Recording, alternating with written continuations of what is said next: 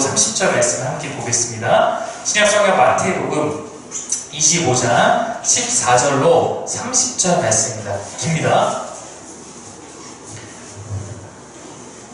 네. 말씀은 잠시 제가 이제 읽자 하면 읽을 거고요. 잠깐 말씀을 먼저 서론을 시작하고, 그리고 같이 말씀 보면서 펴놓으시고, 말씀 먼저 같이 시작하겠습니다. 오늘 우리가 살펴보려고 하는 말씀은 우리에게 흔히 달란트 비유라고 알려져 있는 그런 본문의 말씀입니다.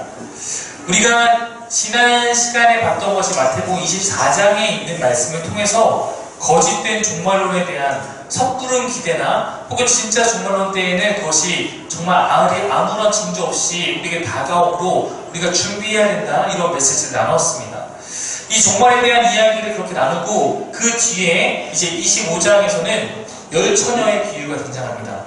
열처녀의 비유는 어떤 얘기냐면 10명의 처녀가 이제 혼인할 그 신랑을 기다리는데 5명은 미리 준비되어 있었기 때문에 그것에 온전히 맞을 수 있었지만, 준비하지 못한 5명은 뒤늦게 신랑이 온 이후에 그것을 준비하려고 하다가 결국 그 잔치에 참여하지 못했다라는 그런 종말의 준비에 대한, 그 신랑은 예수님을 의미하기 때문에 예수님이 오실 때까지 준비되지 못한 사람들의 그런 문제에 대해서 다루는 내용이 25장이 이어집니다. 그리고 그 끝이 25장 13절로 끝나는데 이렇게 끝납니다. 그런즉 깨어있으나 너희는 그날과 그때를 알지 못하네. 그러니까 너희가 항상 준비하고 항상 깨어있으라, 이렇게 25장 13절이 끝나고 그 바로 뒤에 오늘 달란트 비유가 시작합니다. 자, 그렇다면 달란트 비유 또한 우리가 열처녀의 비유와 앞서 있던 종말론에 대한 이야기와 연결시켜서 봤을 때만 가장 그 의미가 명확해진다라는 것입니다. 이것을 기억하시고 오늘 달란트 비유의 말씀 한번 같이 보려고 합니다. 25장 14절부터 저와 여러분이 한 절씩 교독하면서 읽도록 하겠습니다. 제가 먼저 읽고 그다음 여러분도 읽도록 하겠습니다.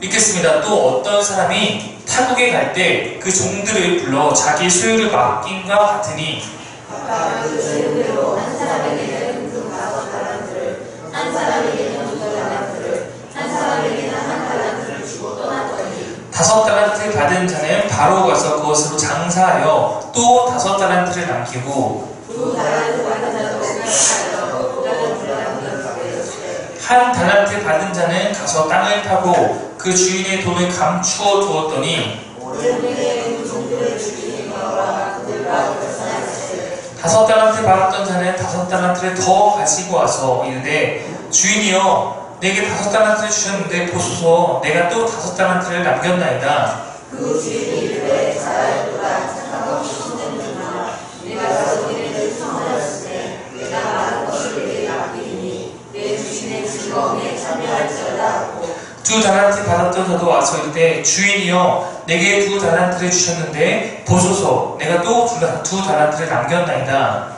그 주인이 이르되 잘하였도다. 착하고 신전이구나.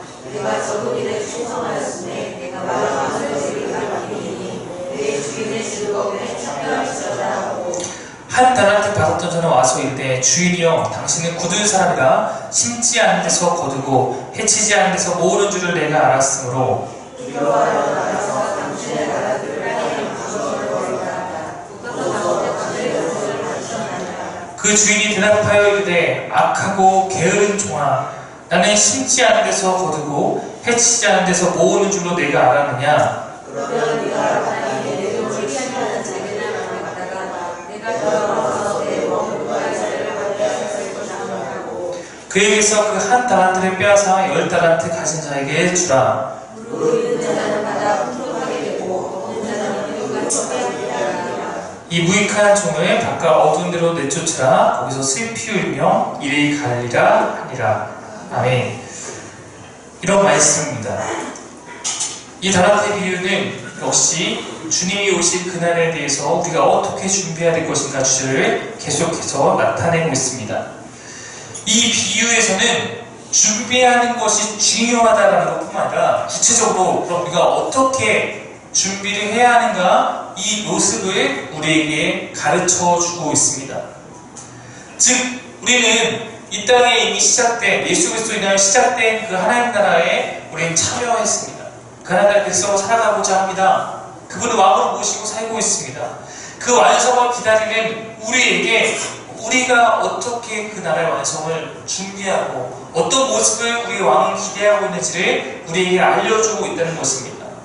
우리에게 주어져 있는 종말까지의 그 시간은 무의미하고 괜히 공허한 지연된 시간이 아니라 오히려 그의 종들에게 맡겨진 달란트를 선하게 사용할 수 있는, 사용해야만 하는 기회의 시간임을 우리는 알아야 합니다.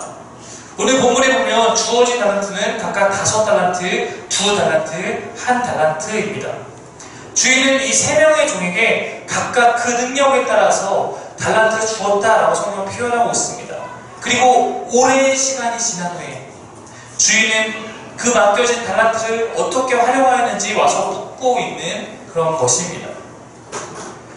우선 우리가 이 달란트의 개념을 다시 한번 생각해 봅니다. 여기 오늘 본문에 보면 금 달란트라고 했습니다.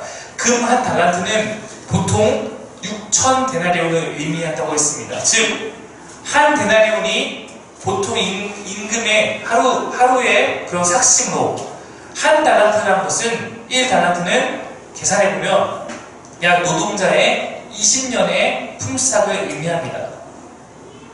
그러므로 5달란트라는 것은 100년의 품삯이므로 평생을 일해도 벌 수 없는 금액입니다. 주인으로부터 기대도 할 수 없는 그런 돈이라는 의미입니다. 1달란트, 가장 작은 1달란트라고 할지라도 누군가가 내 20년의 연봉을 나에게 맡기고 투자한다는 것은 결코 작은 금액이 아닙니다. 제가 이 얘기를 다시 한번 반복하고 다시 한번 강조하는 것은 우리가 이런 계산을 해보지 않으면 자칫 이런 오류를 범할 수 있습니다. 우리가 보통 주일학교에서 출석만 하면 1달란트씩 맨날 주고 전도하면 5달란트 주고 요조를 여기 2달란트 주고 이러니까 1달란트 받은 사람이 고작 이거 이래서 삐져서 아무것도 안 했나 보다. 10,000원 준 것처럼 이렇게 생각해서 이 본문을 오해해서는 안 된다는 것입니다. 이 3명 중에 어느 누구도 적은 금액을 받지 않았습니다. 초라해서 그냥 내팽겨칠 만한 금액을 받은 사람이 없습니다. 충분히 받았다는 것을 우리는 전제해야 합니다. 즉, 이 큰 돈은 이 3사람을 향한 주인의 믿음이 드러나는 것이고 이들의 그러한 재능을 보고 그만한 투자를 하였다라는 것입니다. 그러면 이 달란트가 무엇일까요? 영어에서 재능을 의미하는 탤런트라는 것이 이 달란트로부터 유래된 것이라고 합니다. 그러나 우리가 영어의 의미를 갖고 이것의 기본적인 의미를 제한할 수는 없습니다. 즉, 이것은 정확하게 딱 재능을 의미한다는 것이라고 규정할 수는 없다는 것입니다. 보다 넓게 이것은 특권과 기회를 의미합니다. 달란트는 어떤 특권과 어떤 기회인가? 저희가 지금 하나님 나라를 15주 동안 배워오는 가운데 중간 부분에서 제가 하나님 나라의 제자도, 하나님 나라를 살아가는 사람들이 이 땅에서 어떻게 살아가야 하는가 다뤄왔습니다. 어떻게 우리가 하나님 나라를 소유할 수 있는가 다뤄왔습니다. 우리가 그동안 배워왔던 그 하나님 나라를 살아가는 사람들로서 실천해야 할 여러 가지 부분들을 우리 배웠습니다. 예수님을 따르는 그리스도인들이 그 제자로서의 삶을 실천할 수 있는 특권과 그러한 기회들, 그것이 우리에게 주어진 달란트입니다. 여러분, 예수님께서는 곧 제자들을 떠나고 제자들만 이 땅에 남겨질 것입니다. 예수님께서 승천하시고 다시 재림하시는 그날까지 그분의 제자라면 가만히 그 하늘 쳐다보고 앉아서 그분의 오심을 기다려서는 안 된다라는 것입니다. 제자로서의 사명과 제자로서의 책임을 갖고 적극적으로 나에게 주어진 그 임무를 수용해 가는 것이, 실천해 가는 것이 예수님께서 우리에게 기대하는 모습이라는 사실입니다. 이러한 기대와 그것에 대한 적극적인 우리의 책임은 달란트 비유 뒤에 바로 이어나오는 양과 염소의 비유를 통해서 명확해집니다. 제자라면, 하나님 따르는 그리스도인들이라면, 하나님 나라의 백성들이라면 마땅히 우리에게 주어진 그 시간들을 통해 우리에게 주어진 그 사명들을 내 온 힘과 온 정성을 다해 내 삶 가운데 실천해 나가서 그로 말미암은 열매를 우리 하나님께 올려드릴 수 있어야 한다는 그러한 것입니다. 3명 모두 달란트를 받았습니다. 무언가를 해보기에 충분한 금액을 받았습니다. 여러분, 이곳에 있는 하나님의 백성들 여러분들도 마찬가지입니다. 하나님께서 여러분들에게 충분히 하나님의 뜻을 실현할 수 있을 만한 것들을 다 허락해 주셨습니다. 다를 수 있습니다. 준우가 잘할 수 있는 것, 우리 천지쌤이 잘할 수 있는 것, 각각 내가 하나님 들어서 더 잘할 수 있는, 더 섬길 수 있는 영역은 다를 수 있습니다. 그러나 모두에게 충분히 주셨다는 것입니다. 주님, 나는 작고 연약합니다. 이러한 고백이 주님을 더 찾고 더 의지하고자 하는 갈망함이 된다면 좋겠지만, 그러한 고백이 우리의 핑계가 되어서는 안 되는 이유입니다.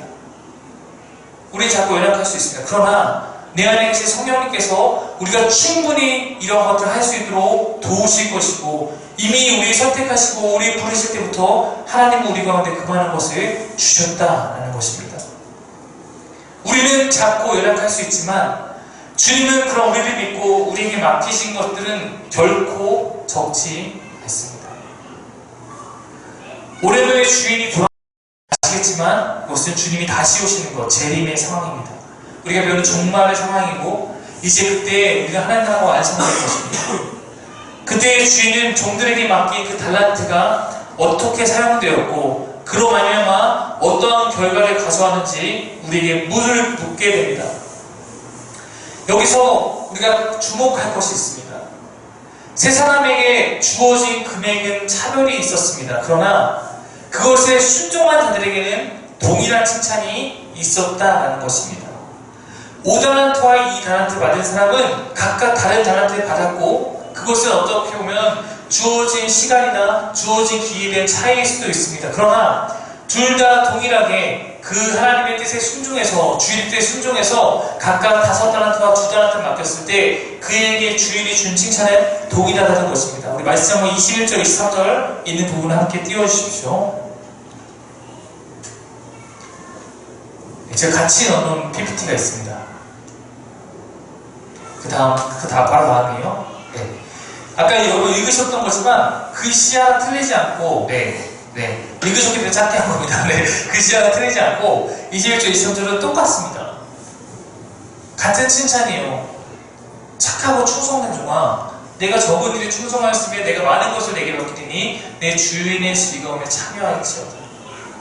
5달란트 받은 자나 2달란트 받은 자나 마찬가지입니다. 여러분, 주인의 즐거움에 참여한다는 것은 완성된 그 하나님의 나라, 그 천국의 풍성한 그 잔치에 참여하는 것을 의미합니다. 즉, 너는 하나님 나라의 백성이 되기에 합당하다라는 칭찬입니다. 문제는 세 번째, 한 달란트 받은 종입니다. 그의 태도를 한번 보십시오. 우리 24절을 보면 이렇습니다. 한 달란트 받은 자는 와서 이르되 주인이여 당신은 굳은 사람이라 심지 않은 데서 거두고 해치지 않은 데서 모으는 줄을 내가 알았으므로, 25절, 두려워하여 나가서 당신의 달란트를 땅에 감추어 두었나이다. 보소서 당신의 것을 가지셨나이다. 그는 받은 것으로 아무것도 하지 않았고 그로 말미암아 어떠한 것도 결과로 면하지 못했습니다. 주인에게 받은 1달란트를 땅에 묻어두었다가 오랜 후에까지 그냥 아무 일도 하지 않다가 주인이 오시니까 그 1달란트를 다시 꺼내서 주인에게 주면서 당신의 것을 받으셨나이다. 그는 자신의 태도를 반성하지도 않습니다. 오히려 주인이 이런 사람을 내가 이렇게 했습니다 라고 주인을 판단하고 그것을 핑계 삼습니다. 여러분, 우리는 이 1달란트를 가진 자의 모습을 가질 때가 종종 있습니다. 하나님은 이런 분이야. 하나님은 내 마음대로 이렇게 판단하고 하나님은 이렇게 하실 거야. 내가 알고 있는 그 하나님이 당연히 그 하나님의 본성과 품격에 맞으면 좋겠지만, 혹시 내가 내 임의대로 하나님이 이런 분이라고 생각하고, 내가 아무리 많은 죄를 져도 하나님은 사랑이 많으신 분이니까 다 용서하실 거야. 정말 그럴까? 핑계는 인류가 죄를 지을 때면 늘 보여왔던 태도입니다. 죄 가운데 빠진 아담은 그가 선악과를 먹는 그러한 범죄를 저질렀을 때도, 아담아 네가 왜 먹었느냐? 하나님이 내게 주신 이 여자 때문에 내가 먹은 거지 내 책임 아닙니다.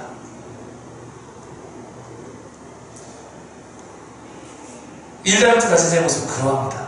그는 주인의 의도를 알지 못했고 혹은 알 생각조차 없었고 자신의 판단에 더 신뢰하며 그렇게 행동했습니다.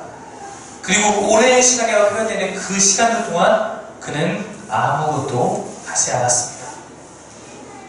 오죽하면 주인이 이 나머지 종들처럼 열심히 뭔가 해서 결과를 만들어내지 않더라도 정말 그것을 그냥 취리하는 자들, 즉 은행 같은 곳이거든요. 거기다 맡겼다 빼기만 했어도 이자라도 받았겠다. 이 악하고 게으른 놈아. 25절에 사용된 당신의 것을 받으셨나이다. 이 표현은 배경축을 보면 유대인의 상거래 문서에서 이 표현을 쓸 때는 난 더 이상 이 문제를 책임지지 않습니다 라는 표현입니다. 원금 받았고 돌려줬으니까 난 끝! 이렇게 말하고 싶은 것이 이 일다란트 받은 자의 모습인 것입니다. 여러분, 이 비유에서 주인공은 누구였을까요? 이 비유 전체의 주인공은 바로 이 세 번째 종의 이야기가 전 주인공이라고 생각합니다. 이 세 번째 종을 통해서 하나님께서는 말씀하고 싶은 겁니다. 이 세 번째 종의 이야기가 가장 깁니다. 즉 여기에 예수님께서 가르치고 싶은 핵심이 있는 것입니다.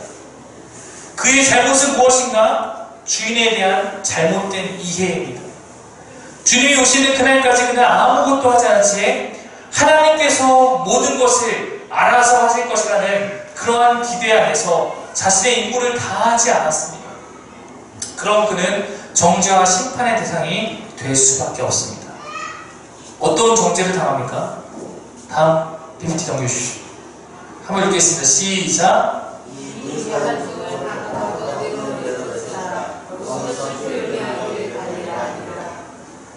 아까 두 종이 주인의 즐거움에 참여한 그런 잔치에 참여한 데 비해서 이 한 종은 바깥 어두운 곳으로 쫓겨납니다. 즉 이 표현은 아시겠지만 그 하나님 나라에 참여할 수 없다는 것입니다. 혹시 여러분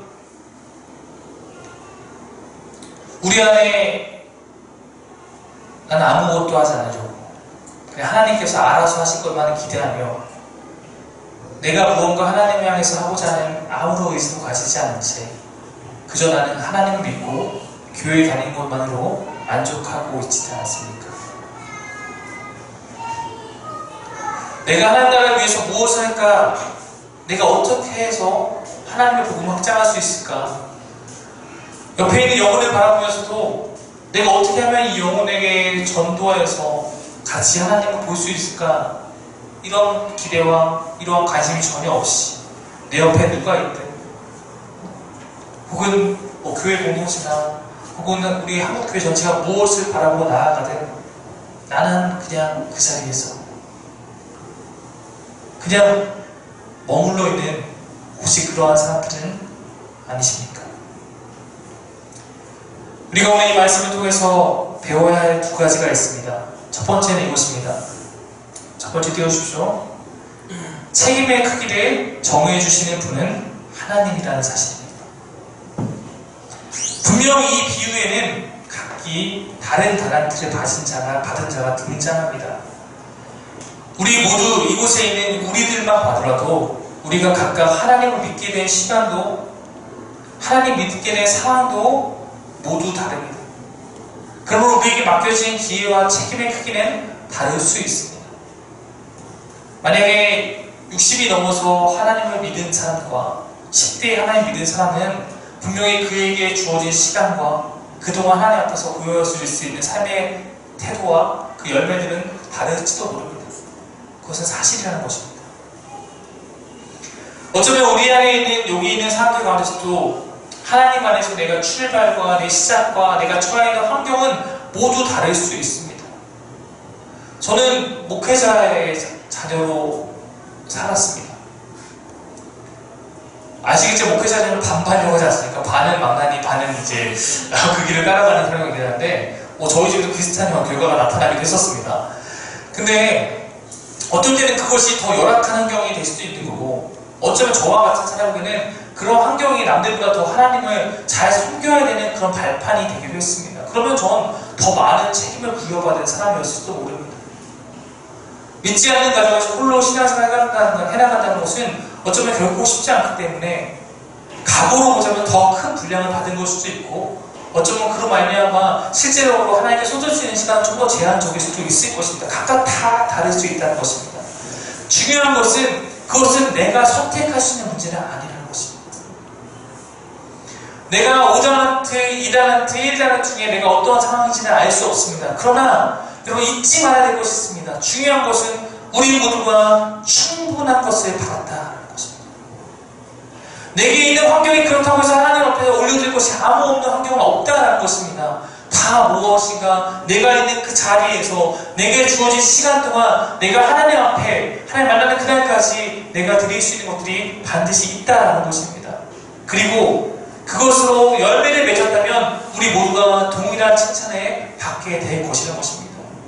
하나님께서 보고자 하시는 것은 내가 결과물에 얼마나 큰 것을 결과물로 내었는가가 아니라 하나님께서 말씀하시는 것에 대한 나의 삶의 태도입니다. 내가 5달란트를 더 가져왔는가 2달란트를 더 가져왔는가 중요하지 않습니다. 하나님 안에서 순종했는가 순종하지 않는가 그것을 보신다라는 것입니다. 여러분 성경에 보면 가룟 유다라는 인물이 있습니다. 여러분 예수님을 따르는 사람들은 어떤 성경의 어떤 부분에 보면 120명의 제자들이 있었고 또 500명의 사람들이 무리들이 있었고 수많은 사람들이 예수님을 따라다녔습니다. 그 중에 예수님께서 동고동락하는 사도로서 12명을 세웠습니다. 12사도 안에 가룟 유다를 뽑혔습니다. 그리고 그 안에서도 우리가 잘 알고 있는 순위로 말하자면 적어도 대회 6번째로 가룟 유다가 이름이 나올 만큼 어쨌든 주목받았던 사람입니다. 재정을 맡은 자, 이것은 결코 적은 인물가 아니었을 것입니다. 그만큼 예수님은 그에게 신뢰했고 그에게 맡기셨습니다. 그에게 주어진 것은 5달란트 혹은 그 이상의 환경과 기회였는지도 모릅니다. 그러나 그는 그 기회에서 스스로 예수를 버린 삶을 택하였고 멸망의 길로 가버렸습니다.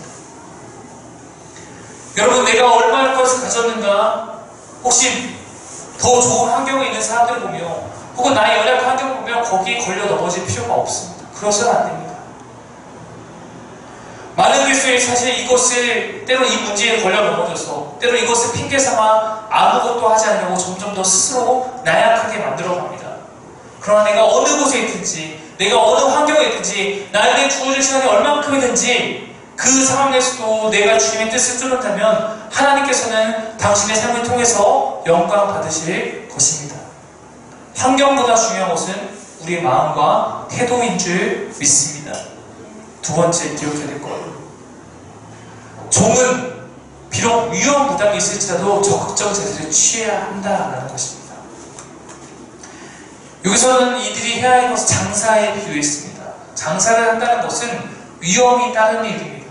원래 모든 것이 하이 리스크, 하이 리턴 아니겠습니까? 위험이 더 있을수록 더 돌아오는 것이 많다라는 것이 어쩌면 원리일 수도 있습니다. 장사하는 입장에서 봤을 때 어쩌면 자신이 평생 벌 수도 없는 돈을 투자해서 장사를 한다는 것은 굉장히 위험 부담이 큰 일을 행하는 것입니다.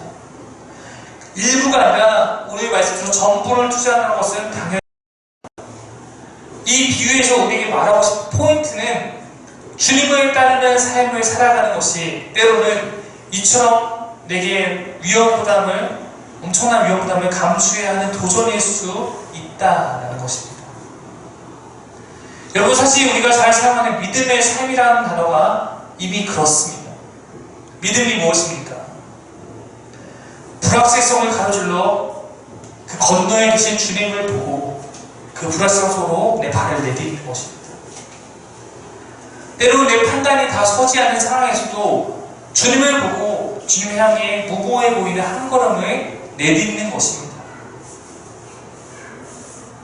여러분도 다 기억하시고 혹시 계실지 모르겠지만 어렸을 때 봤던 만화의 가운데 믿음을 표현할 때 그런 것들이 되게 많았습니다.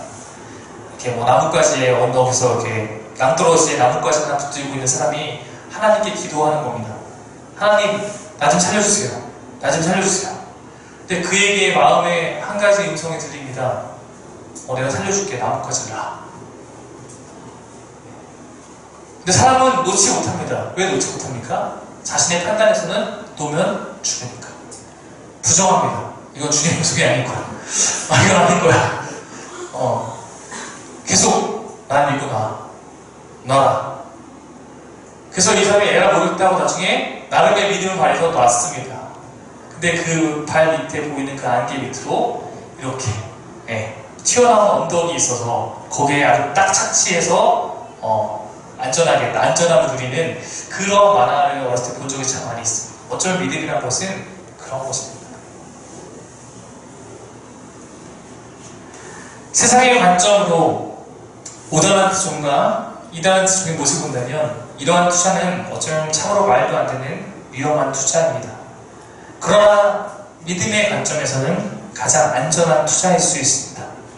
그 투자의 대상이 하나님이고 누구보다 신뢰할 수 있는 분이라는 것을 믿는 믿음에서만 가능한 투자입니다. 이 두 사람이 보인 것은 그 주인을 향한 하나님을 향한 절대적 신뢰성을 말해주고 있습니다. 여러분, 예루살렘 교회의 모습을 사도행전에 보면 볼 수 있습니다. 예루살렘 교회 공동체는 하늘에서 하나님이 주시는 만나로 먹고 살지 않았습니다.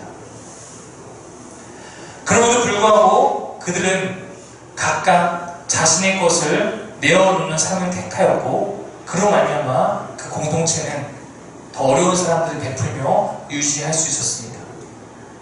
하나님은 이렇게 하나님을 알아가는 믿음을 갖고 그 믿음을 발휘해서 삶으로 실천하는 사람을 통해서 하나님의 일을 하시는 것입니다. 하나님께서 하나님의 만나를 먹여서 가난한 자를 먹일 수도 있겠지만 하나님 원하시는 것은 각자가 그 믿음으로 결단한 것들을 통해서 하나님 나라가 이루어지는 것을 원하고 계시고 그것이 하나님의 뜻이라는 사실입니다.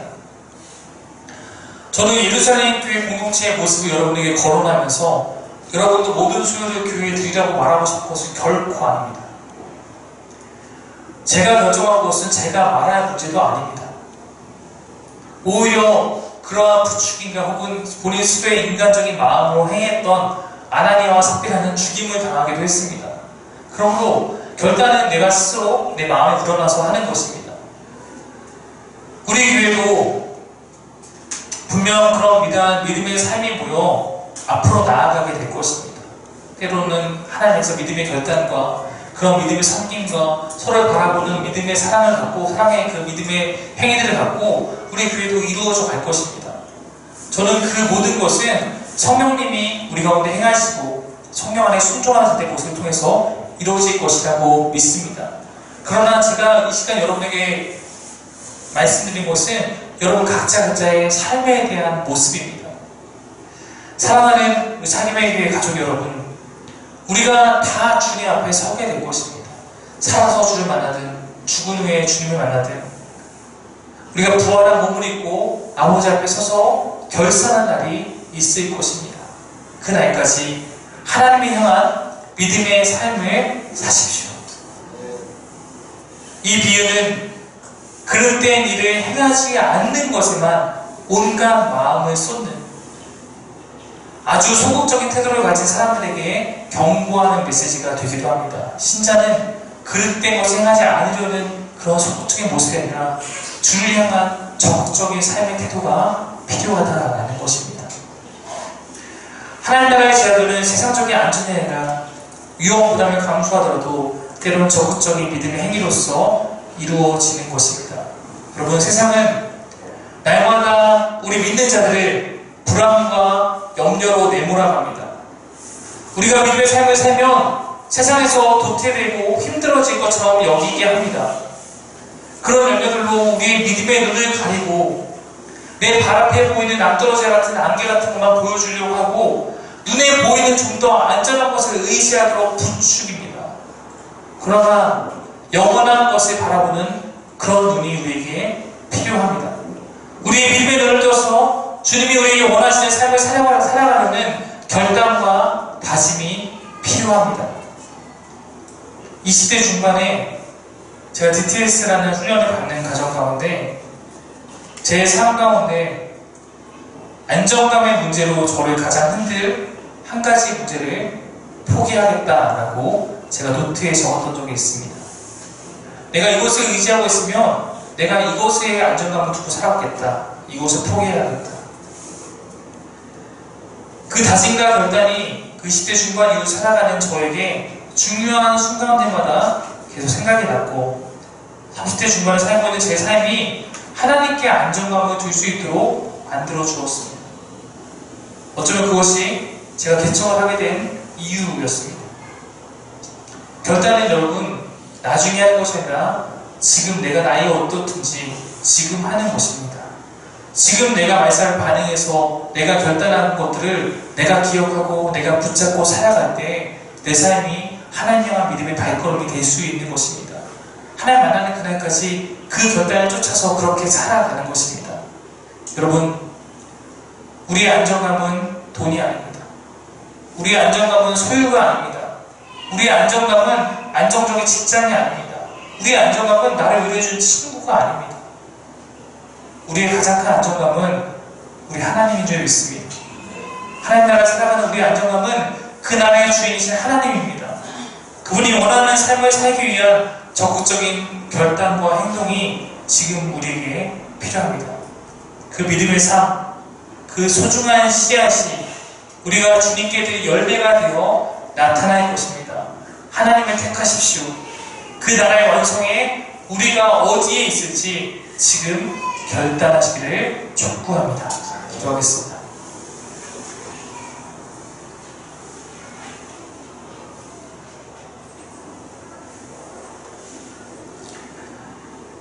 하나님을